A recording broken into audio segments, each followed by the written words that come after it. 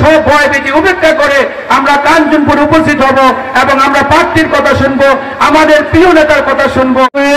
এমন একটি সুষ্ঠু সুন্দর নির্বাচন হবে, জনগণ যার যার ভোট যার যার মত প্রকাশ করতে পারবে, এই বিষয়ে কোনো সন্দেহ নাই। 15 বছর যিনি সভাপতির দায়িত্ব পালন করেছেন বীর মুক্তিযোদ্ধা আলাস মোহাম্মদ শাহজাহান সাহেবের সুযোগ্য সুশিক্ষিত সন্তান ইমতিয়াজ আরাফত ধূলিসাৎ করে আনারস মার্কা প্রতীকে ভোট দিয়ে সর্বোচ্চ ভোট দিয়ে প্রমাণ করবেন কাঞ্চনপুরে আনারসের গাড়ি ইমতিয়াজ আরাফতের গাড়ি আনারস মার্কায় ভোট দিয়ে। আরাফত ভাইয়ের আনারস প্রতীকের আজকের এই উঠান বৈঠকে সম্মানিত সভাপতি, সম্মানিত প্রধান অতিথি এবং আগত অতিথিবৃন্দু এবং ইলেকট্রিক মিডিয়ার বিন্দু, আব্দুল আলামিন আপনাকে সৃষ্টি করেছি, আপনি ভোট তাকেই দিবেন।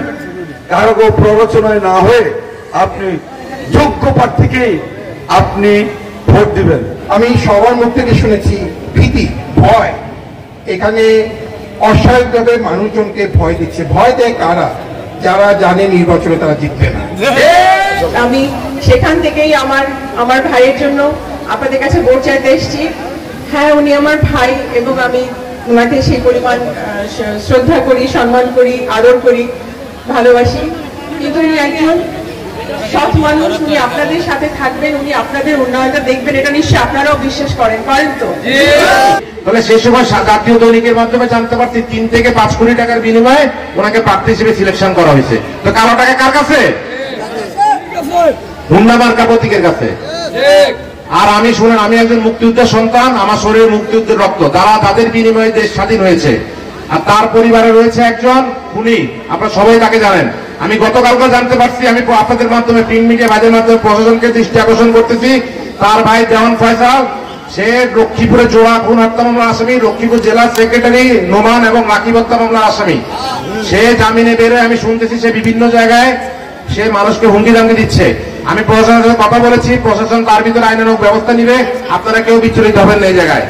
এবং এখানে আমাদের মুরব্বীবৃন্দ উপস্থিত রয়েছেন, সকলের সাথে কথা হয়েছে, প্রশাসনের সাথে সকালবেলা ওনাদের কথা হয়েছে, প্রশাসন খুব আন্তরিক, আপনারা অবশ্যই ভোট কেন্দ্রে যাবেন, এগুলা থেকে কোনো বিচলিত হবেন না আপনারা। আমি বারবার বলতেছি, যেহেতু ডালিম ভাই কথাটা উঠেছে সেজন্য আপনাদেরকে কথাটা বলতেছি আমি।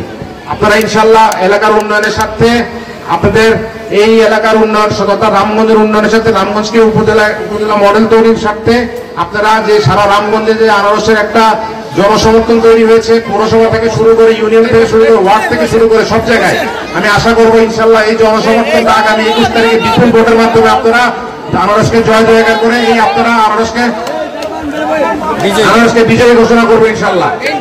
আর এখানে আমাদের মাননীয় পরিকল্পনা মন্ত্রী আমার ভাবি উপস্থিত রয়েছেন। ইনশাল্লাহ এলাকার উন্নয়নের স্বার্থে ওনাদের মাধ্যমে আমি এলাকার অনেক উন্নয়ন করতে পারবো। আমি ইনশাল্লাহ রাস্তাঘাট থেকে শুরু করে আমার বিভিন্ন ধরনের যে বীজ কালভার যা আছে উনি কথা দিয়ে গেছে। এখন উন্নয়নটা করতে হবে কিভাবে? আমাকে যদি বানান আপনারা, তাহলে কিন্তু আমি যাইতে পারবো না, অনেক কিন্তু যাইতে পারবো না। বানাবেন তো ইনশাল্লাহ?